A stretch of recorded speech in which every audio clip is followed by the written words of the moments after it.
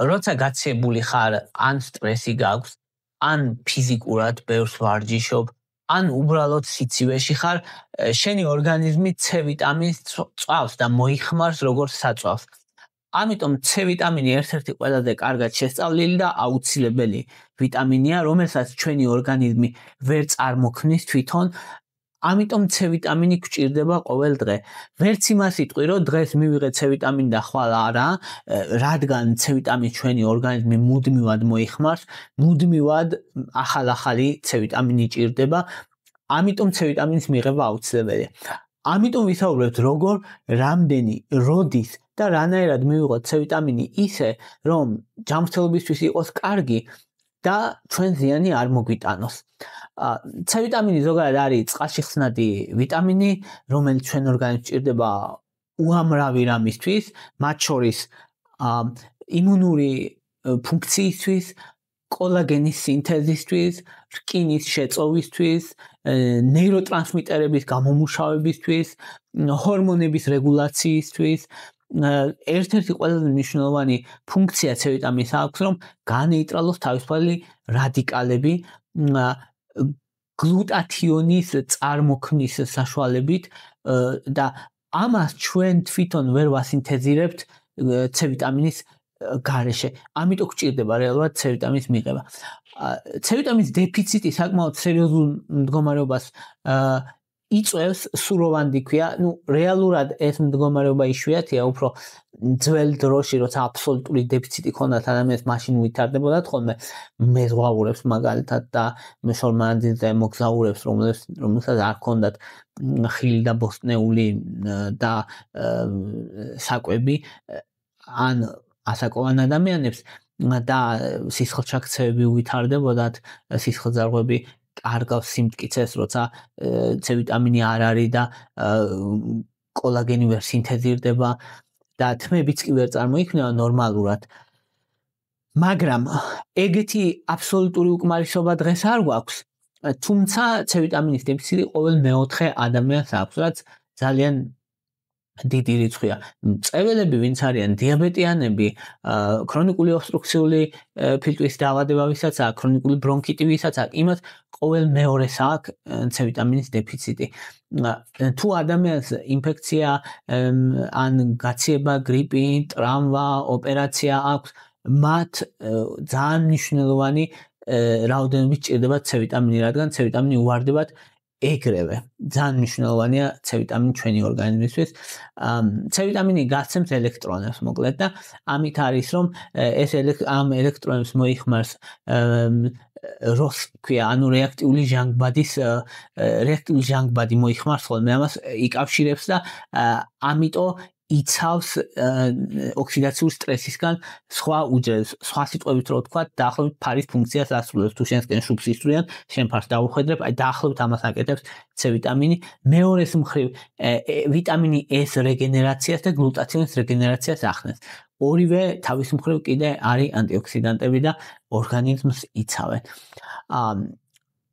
ასევე C ვიტამინი აუცილებელია კოლაგენის სინთეზისთვის, დოფამინის სინთეზისთვის, კარნიტინის სინთეზისთვის, ანუ ენერგიისთვის, კარგად რო იყოს ადამიანი, ნორადრენალინის სინთეზისთვის, ანუ უამრავი ფუნქცია აქვს რეალურად C ვიტამინს.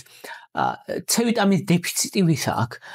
აქვს მწვერვალებს ყოველი ერთი ღერი სიგარეტის მოწევით 25 მილიგრამ C ვიტამინს კარგავს. ძალიან დიდი რაოდენობა ეს იმის გათვალისწინებით, რომ სულ 75-90 მილიგრამი C ვიტამინი მთელი დღის განმავლობაში ყოფნის ადამიანს და ზოგი ადამიანი ერთი ღერი 25 მილიგრამს აკარგვინებს, მაშინ როცა არიან ადამიანები, რომლებიც დღეში 4 კოლოფს ეწევიან.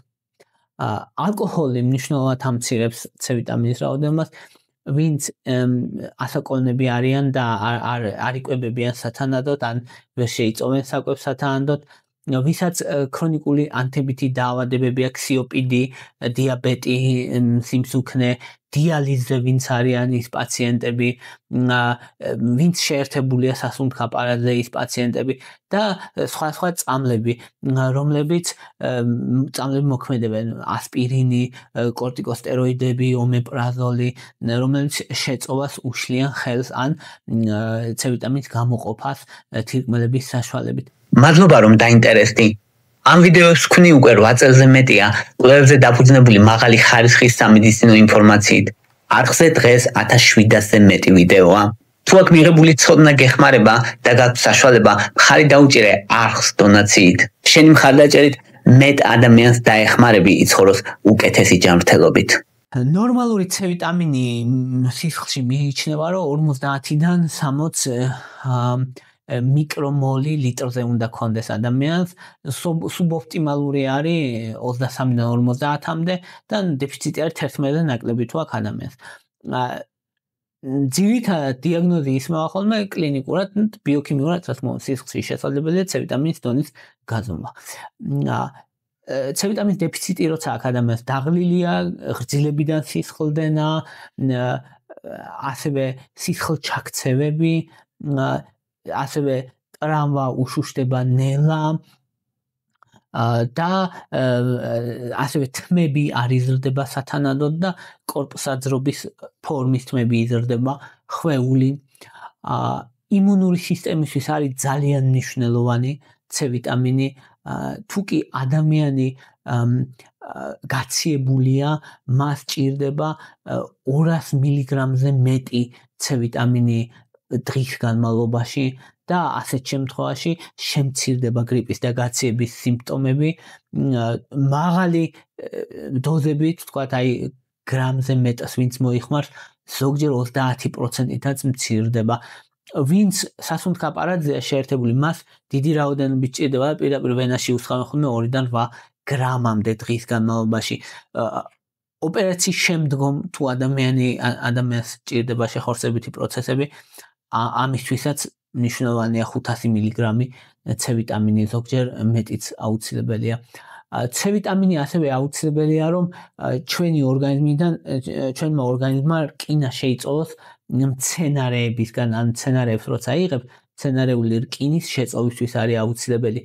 და მეტიც C ვიტამინი როცა ნორმაშია, ან ზედაზღვართან არის, ან C ვიტამინს როცა იღებს ადამიანი, 25% ნაკლები აქვს ინფარქტი და ინსულტი. ანუ რეალურად მოქმედებს ინფარქტის და ინსულტის განვითარებაზე, უდიდესი მნიშვნელობა აქვს. ასევე აუმჯობესებს სისხლძარღვების კედლის ფუნქციაზე და ენდოთელიალი ქვია ამ სისხლძარღვების კედელს და სისხლძარღვები ჩვენ ყველგან გვაქვს და სისხლძარღვები რო გაფართოვდეს, რათა სისხლმა კარგად იმოძრაოს, ამას სჭირდება აზოტის ოქსიდი და აზოტის ოქსიდის ბიოხელმისაწვდომობას აუმჯობესებს ასევე სისხლძარღვების ელასტიურობას. C ვიტამინი სისტოლურ წნევაზეც მოქმედებს პოზიტიურად დაბლაწევს, ვისაც წნევა აქვს მაღალი, ინსულინის მგრძნობელობასაც აუმჯობესებს დაახლოებით 15%-ით.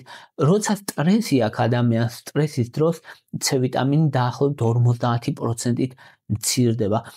ამიტომ თუ კი ადამიანები C ვიტამინს იღებენ სტრესის დროს, სტრესის აღქმა დაახლოებით 20%-ით მცირდება, 500-დან 1000 მილიგრამამდე C ვიტამინს თუ იღებს ადამიანი დღის განმავლობაში.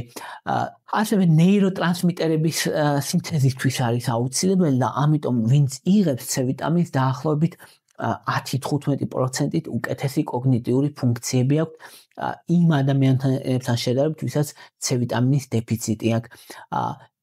C ვიტამინი მნიშვნელოვანია ბრონქებისთვის და ფილტვებისთვისაც, ოქსიდაციურ სტრესს ებრძვის და ანთებას, განსაკუთრებით თუ ეწევა ადამიანი ხო საერთოდ და ფილტვების ალვეოლების ელასტიურობის შენარჩუნებას ხელს უწყობს და ადამიანებს, რომელსაც აქვთ ქრონიკული ობსტრუქციული ფილტვის დაავადება, დაახლოებით 30-40%-ით ნაკლები C ვიტამინი აქვს. ამიტომ ეგეთ ადამიანებში დღიური მიღება 500-დან 1000 მგ-მდე C ვიტამინის აუმჯობესებს ხოლმე ფილტვის ფუნქციასაც კი და გამწვავებების, აი ქრონიკული ბრონქიტი, ხველა, ვისაც აქვს, მაგ გამწვავებების სიხშირეს 20%-ით ამცირებს. მაღალ ხილის და ბოსტნეულის დიდი რაოდენობით მიღება, რა თქმა უნდა, მნიშვნელოვანია, განსაკუთრებით ციტრუსები, კივი, რომელიც დიდი რაოდენობით შეიცავს C ვიტამინს. არ ვამბობ იმას, რომ მხოლოდ და მხოლოდ აბებით უნდა მიიღოს ადამიანმა, არა, ხილი, ბოსტნეული საუკეთესო საშუალებაა. იგივე ადამიანები, რომლებიც დიდი რაოდენობით ხილს და ბოსტნეულს იღებდნენ, 30%-ით შენელებული აქვთ მაგალითად ქრონიკული ბრონქიტის პროგრესია. ადამიანები, რომლებიც იღებენ ასევე C ვიტამინს, უფრო ნაკლები გამწვავებები აქვთ სასუნთქის სისტემის დაავადებების. ძალიან მნიშვნელოვანია, მოკლედ, რეკომენდირებული დოზა C ვიტამინის არის 500 მგ ერთხელ დღეში, თუ კი გახანგრძლივებულად იღებს ადამიანი, საკვებთან ერთად სასურველია უკეთესი შეწოვისთვის და კუჭი არ გააღიზიანოს. ყავის წინ მიიღებთ C ვიტამინს, ვისაც მგრძნობიარე კუჭი აქვს, შეიძლება გააღიზიანოს. თუ მწვავე ინფექცია აქვს ადამიანს 500-დან 1000 მგ-მდე შეუძლია დალიოს C ვიტამინი დღიურად 500 დილით, 500 საღამოთი 2-4 კვირის განმავლობაში და ჯობია რომ გაყო დოზა, რადგან აბსორბცია უკეთესია. ანუ ორჯერ 500-იან დოზას უკეთესად შეიწოვს ორგანიზმი, ვიდრე ერთხელ 1000-იანს. ეს არის ამბავი, ამიტომ აუცილებელია რომ გაყო დოზა. ზოგადად ადამიანს სჭირდება 90 მგ კაც დღის განმავლობაში C ვიტამინი. ეს აუცილებელი საჭიროება, რაცა ქალს დაახლოებით 75 მგ.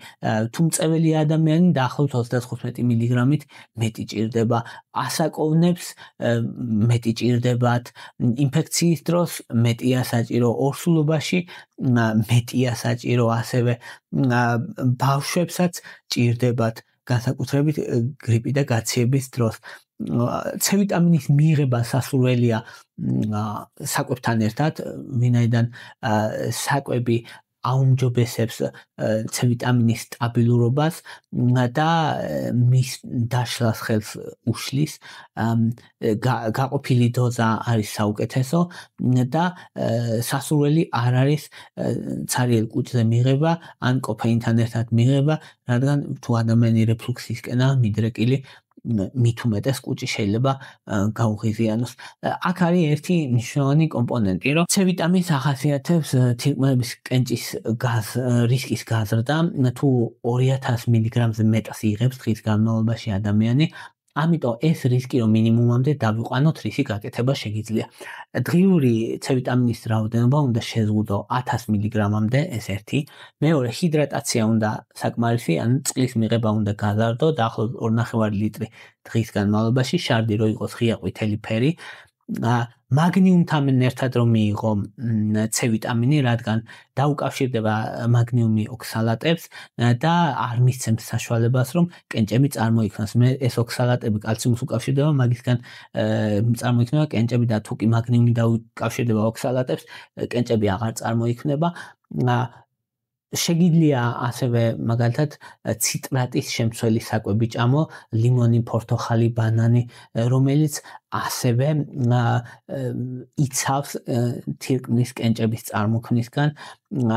ასევე ახლოს არ უნდა მიიღოთ C ვიტამინი და D ვიტამინი და კალციუმი, რადგან კენჭების წარმოქმნის რისკი შეამცირო. და ასევე თირკმლის ფუნქციების მონიტორინგია საჭირო, რა მდგომარეობა აქვს ადამიანს თირკმლის ფუნქციებში. ეს არის მნიშვნელოვანი. ხო, რა დროს არ არის რეკომენდირებული C ვიტამინის მიღება?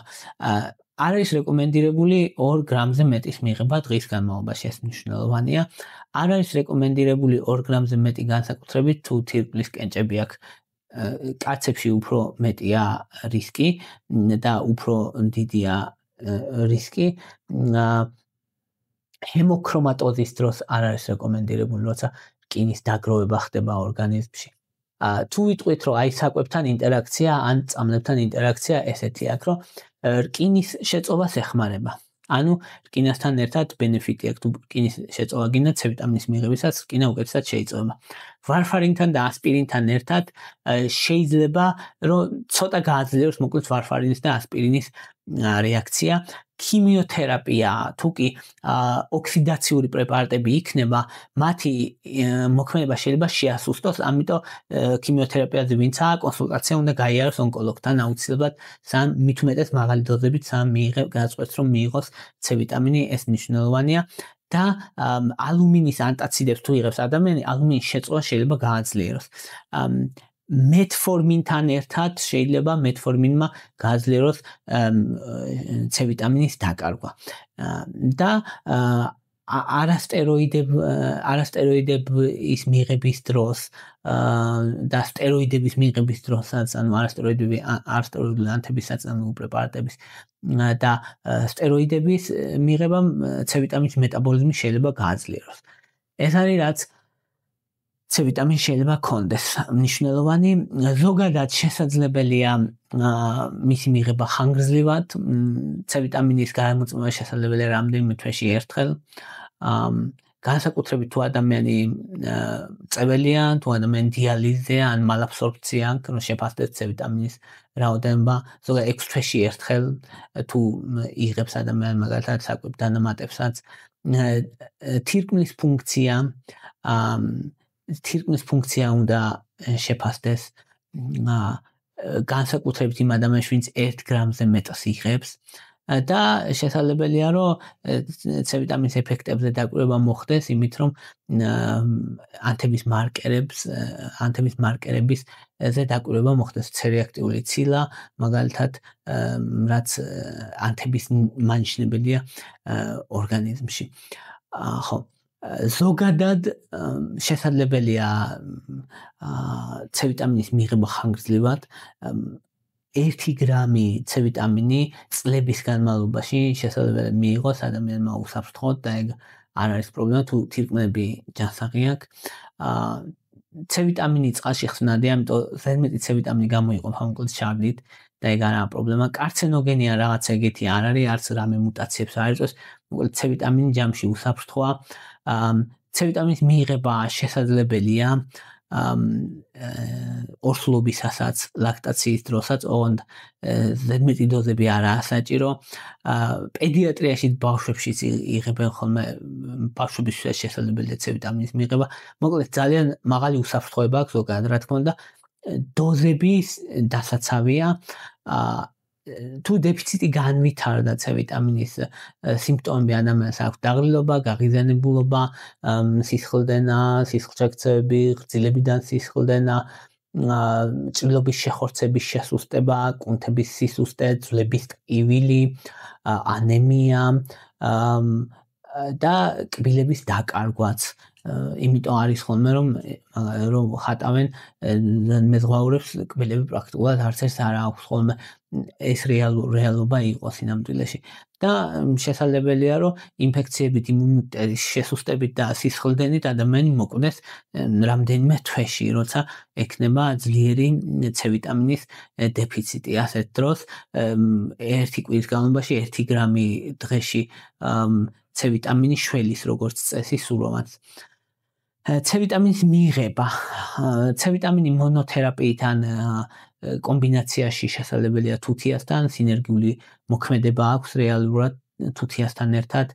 ასევე C ვიტამინის მიღება შესაძლებელია E ვიტამინთან ერთად და ბეტა კაროტინთან ერთად, რაც კარგი კომბინაცია სასუნთქის სისტემისთვის. C ვიტამინის მიღება აცეტილცისტეინთან ერთად, ნაკთან ერთად არის ასევე კარგი იმ ადამიანებს, ვისაც ბრონქები აწუხებს, რა მუკოლიზური ეფექტი ძლიერდება, განსაკუთრებით ქრონიკული ობსტრუქციული ფილტვების დაავადების დროს და C ვიტამინი ომეგა-3-თან ერთად ასევე ანთების მარკერებს ამცირებს. ასევე რო შევაჯამოთ, C ვიტამინი მოკლედ წეველებისთვის მნიშვნელოვანია, ქრონიკული ბრონქიტი ვისაც აქვს ძალიან მნიშვნელოვანია მათთვის. ხილი გაყინული ხილს აქვს თუ არა C ვიტამინი აქვს 80% ინარჩუნებს გაყინული ხილი C ვიტამინს მოხარშვის დროს C ვიტამინი იკარგება ნახევარი 50% დაახლოებით 50%-ზე მეტიც იკარგება ადამიანების დიდ ნაწილს C ვიტამინის დეფიციტი აქვს C ვიტამინი აღადგენს სტეროიდებით დაზიანებულ კანს და კოლაგენის სინთეზისთვის მნიშვნელოვანია C ვიტამინი კარგია და ეხმარება, როცა ადამიანი ანტიბიოტიკებს იღებს თან. C ვიტამინი ამცირებს სიკვდილიანობას ადამიანებში დაახლოებით 15%. ანუ C ვიტამინს ვინც იღებს და ნორმალურად C ვიტამინი აქვს, მოკლედ ნაკლებად კვდებიან. რა თქმა უნდა, ეს სიკვდილიანობის შემცირება არ უნდა ვიგოთ ხოლმე, რომ ადამიანები არ კვდებიან, უბრალოდ შედარებით გვიან. აი ეგ არის ხოლმე ისა, ხო. C ვიტამინი თუთიასთან კომბინაციაში კარგია, გრიპი და გაცეების დროს განსაკუთრებით, ასევე C ვიტამინი ამცირებს ჰისტამინის დონეს დაახლოებით 20-30%-ით და აი ალერგიული ადამიანებისთვისაც კარგია და მნიშვნელოვანია. C ვიტამინის დეფიციტი აძლიერებს კოლაგენის დარღვევას და ამიტომ კანი ბერდება და უფრო ასაკონად გამოიყურება ადამიანიდან, ვინაიდან კოლაგენი კანის სტრუქტურისთვის ძალიან მნიშვნელოვანია. აი ეს იყო რის თქმაც მინდოდა C ვიტამინზე მოკლედ ერთ-ერთი საუკეთესო ვიტამინია და ჩემი ერთ-ერთი ყველაზე საყვარელი საკვები დანამატია, ამიტომ ძალიან მაღალი ქულით შევაფასებდი C ვიტამინს, მოკლედ მართლა კაი რამეა. მადლობა რომ მისმენთ, მადლობა რომ გაინტერესებთ, თუ მოგწონთ ჩემი ვიდეოები დალაიქეთ, თუ მოგწონთ ჩემი არხი გამოწერეთ, მადლობა ინტერესისთვის.